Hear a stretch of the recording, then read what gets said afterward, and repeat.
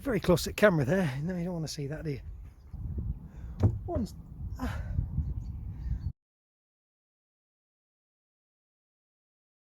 Now then, and welcome to the video. You won't believe it's November. It's blue skies. There's not a cloud. Oh, there's clouds over there. There's not a cloud that way. But brilliant sunshine.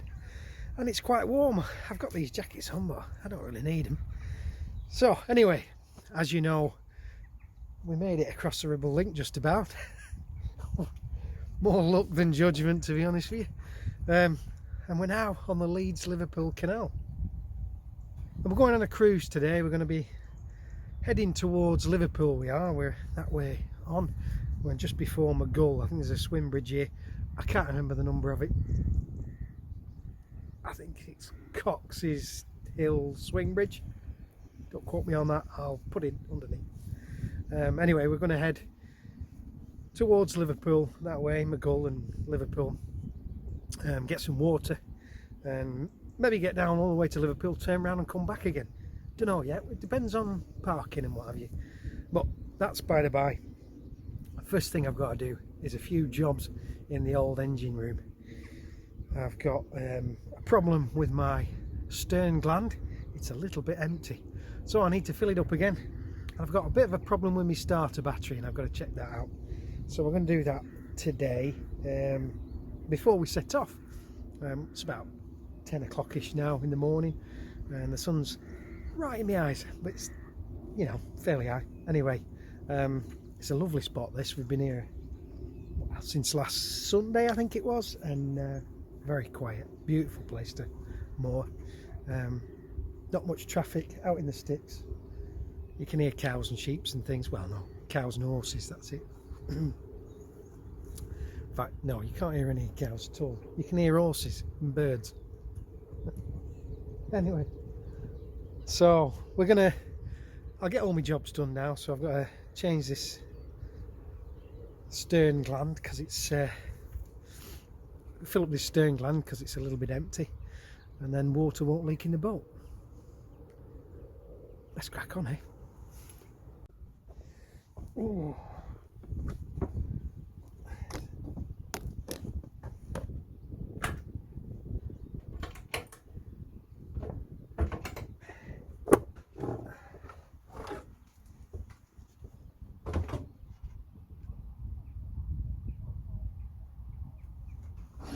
Well, good battery.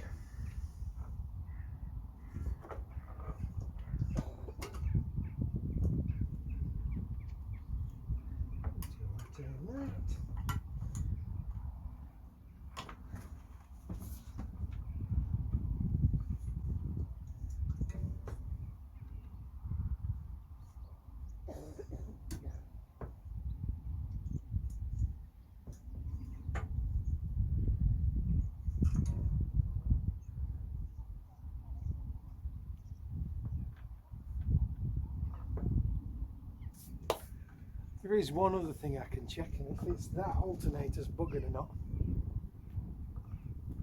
Get a multimeter out for that. I have got one, but I'm not a clue how to work them, so I'm going to have to YouTube it and find out. Right, oil's okay, water's okay, battery connections are all okay. With stern glands next. So that brass object there, that's a stern gland tube, and that's usually filled with grease, and that tap there is normally quite a way out, so it looks like it's empty. And what it does, that's tube that goes from the stern gland tube there, that little pipe goes down into the stern there where the prop goes through, and that just helps pack the packing in the stern tube. I think it's a tube or a gland. It's one of those. Stern tube, gland. Anyway, never mind. What it does is that thing there, it's the prop shaft, and it spins clockwise and anti-clockwise depending which way you're going, back and forth, and it goes through there, through that tube there, out the back to the propeller. And unfortunately what happens is there's wear which goes on inside this bit here, there's some packing in there, so then this grease goes into that packing and stops the water from coming in and filling up there. And as you can see, that's fairly dry in there. This bit isn't, but that's another matter. I've got to clean that out. I need some nappies. Anyway, so I need to take that off, which is just a simple case of turning that like that and taking it out.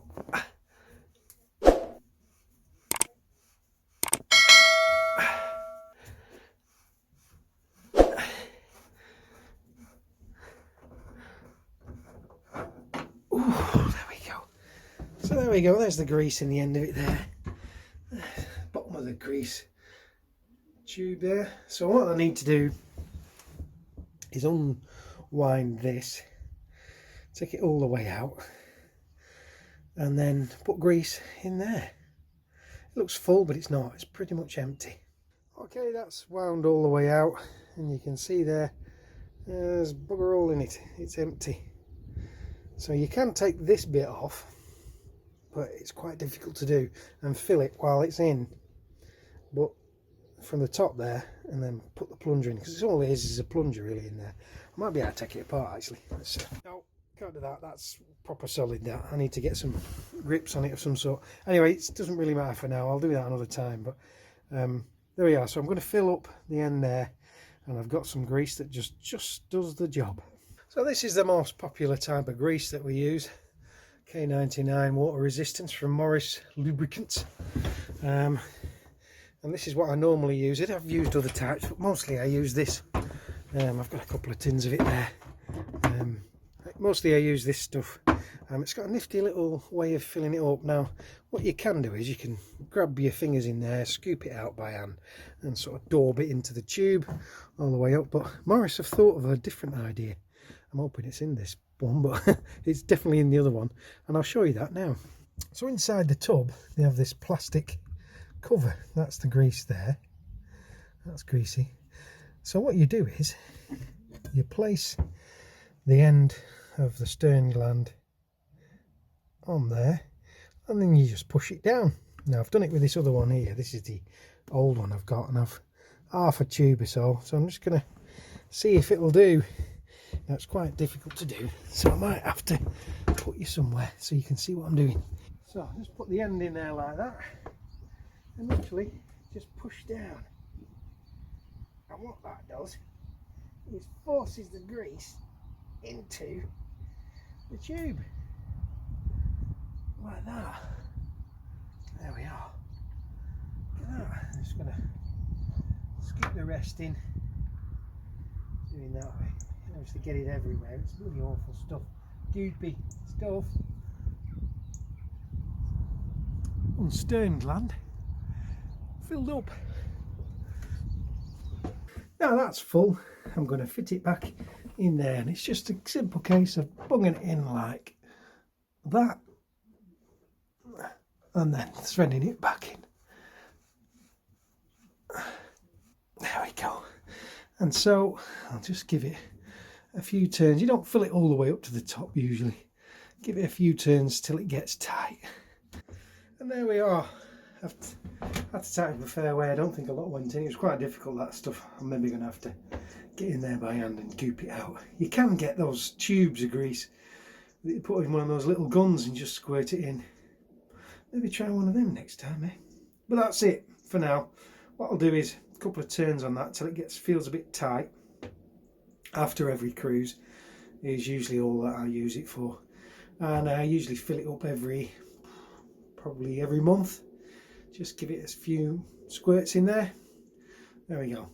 Anyway, that's the checks done. I've just got the diesel to do. Check the diesel, see how much we've got, and then we'll set off.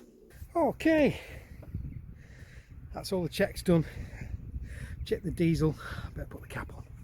Funnily enough, now we've got a fishing magnet, I'm actually not too worried about dropping the top in, which I was before, because I would have had to get in and clamber around with me hands in the mud. And Leeds Liverpool's a little bit deeper than Lanky. Any road, we're going to get started up now, try and get the engine going. and then we're ready to set off. Don't know whether it's south. It is south, south-ish, southeast or west, one or the other. That way, ahead. Well, we're ready to set off. Debbie's just gone to do the swing bridge. You can see her just over there. Hello, love. You can't see me. Anyway, we're going to go through here once that swing bridge is open, and then carry on. Thumbs up, we're ready to go.